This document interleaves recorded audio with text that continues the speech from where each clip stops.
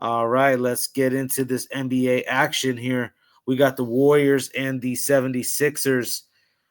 Sixers laying 3.5 points here. Total 221.5. Let's get to the injury report real quick on this one. 1 second here, pulling up. I believe there was tons of injuries here looking on the 76ers side. 1 second here. Yes, Oubre will be out. Grimes is a game-time decision. Paul George, game-time decision. Embiid, game-time decision. And Wofford is out.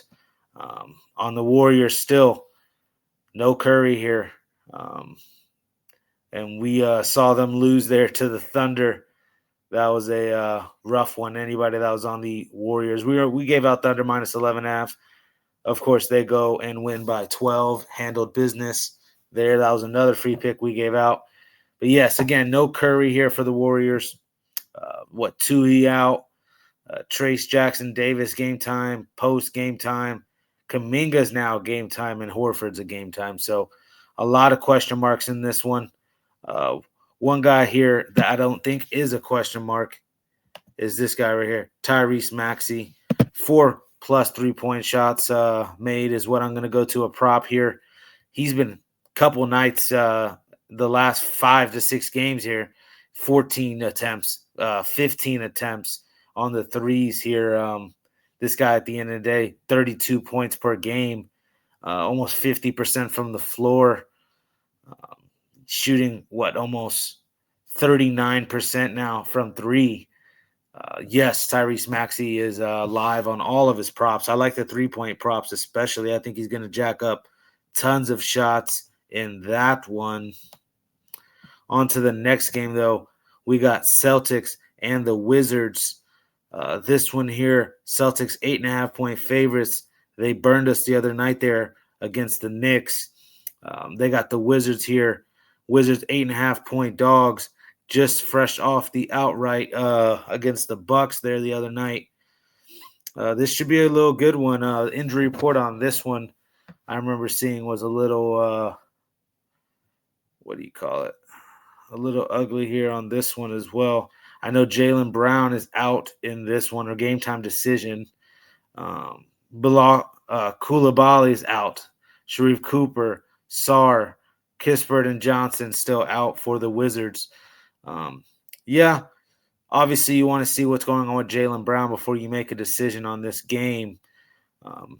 Game time decision, we'll see what's he dealing with here. This illness says doubtful for Thursday's game. Yikes. Doubt he'll play. That's what it's saying. So if you want Boston, you're having to do it without Jaylen Brown, it's looking like. I do think some of the injuries on the Wizards side is concerning. They're going to miss Sarr, even though they got it done the other night without him. Eventually, it's going to start catching up with them. Tricky game. A prop I like in this game, though, is CJ McCollum for 20+ points. He's leading the team in scoring, able to shoot the 3. Still veteran, savvy guard here. 20+ points is live. He's had a couple solid nights recently as well. We'll take CJ McCollum here at 20+ points. On to the next game. We have the Jazz and the Nets. Jazz here, 3.5-point favorites. Nets obviously just got it done for us here against the Bulls there. That was a good one. Prop-wise for us, we were looking at Tyrese Martin. And, of course, he always doesn't do anything with 4 points. But we had Michael Porter there, 30 points a couple of nights ago. We don't touch him tonight. He goes for 30 points. I'm not going to get too greedy, though. The Nets, like I said, took care of us tonight, paid us. Can't complain too much. But in this game here, I don't know if I can trust them on the back-to-back spot. It is short travel. But then you look at what the Jazz have had to go and do now. Jazz have to travel now all the way out from Utah. Monday night they played. It's still only a couple of nights. I'm sure they'd rather play those Knicks or, a little more focused on those Knicks there in Madison Square Garden the following night. Um, yeah, I don't know. To me, this one is a tricky game. The prop I like in this game, though, and it's a risky one as well, is Lauri Markkanen a double-double prop. He only has one double-double so far this year. That's why I think we should find massive plus money in this game. Um, the front court injuries to the Jazz recently, I mean, he had an 8-9 rebound game last time out. I definitely think he's having to take a bigger role here as far as down low in the paint, boxing out, getting rebounds. I like the double-double prop for Lauri Markkanen. Should get massive plus money on that too.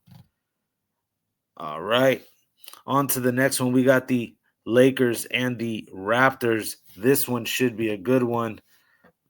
When I was looking at the injury report, a big time out here is Luka Doncic. Luka will be out in this one here. Just personal reasons, it says. Welcome to the NBA. So he won't play. Marcus Smart won't play. He'll be out. And then still RJ Barrett and then Jakob Poeltl will be out for the Raptors. Another tricky game here in this one. But there's, still plenty of weapons on this Lakers side. And Austin Reeves is averaging 35 points per game. What is going on? Shooting almost 50% from the floor. Yeah, you might miss Luka, but LeBron is back now. I'm expecting him to play. Yeah, has he been scoring a lot? Not really, but I think this is a chance he can actually score. And I also think he's going to bring the ball up the floor a little bit, get back to some of that point forward. We saw opening night there. He had a great night passing the ball. And I think he gets back to that. And I think the Lakers actually could still win this one without Luka here. Give me the Lakers here on the money line. And I like LeBron again here, 10-plus assist. I also think he could get a double-double and actually have one of his better scoring nights. Yeah, so I think this is a great Lakers spot here. Look ahead spot, you would think, for the Lakers. What they have here coming up next. I remember seeing Boston 76ers up next, the little Spurs matchup after that. So, I think fresh off that loss against Phoenix, they kind of bite down. Critical time of the opening part of the year. I think the Lakers actually show up here and compete and win this one outright. So again, Lakers, and LeBron has a good night, double-double type night. All right. We're on the Timberwolves and Pelicans game here, and this one here is an overfest. Let's just be real here. Over in this one, and I kind of like the Pelicans to hang around. We just saw these two teams go to overtime, and tons of props. I know Ant had the 40-point night. Derek Queen has been playing out of his mind. Troy Murphy's playing out of his mind. And then not a lot of defense being played. I don't think the Timberwolves are too concerned here about the Pelicans. They also are in a look-ahead spot. Off the top of my head, doesn't remember. Give me a second here. Look-ahead spot for the T-Wolves. It was they got the Clippers with Kawhi and James Harden coming into town.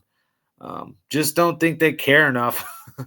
I say this, they go out and win by 20 points, but I think the Pelicans can hang around in this one just like they did there the other night. And they've, been cashing us out against the Hawks the other night. I think the Pelicans are live in this game, and I like the over. I like plenty of points in this one. Hard to choose props in this one because it can be a plethora of different guys.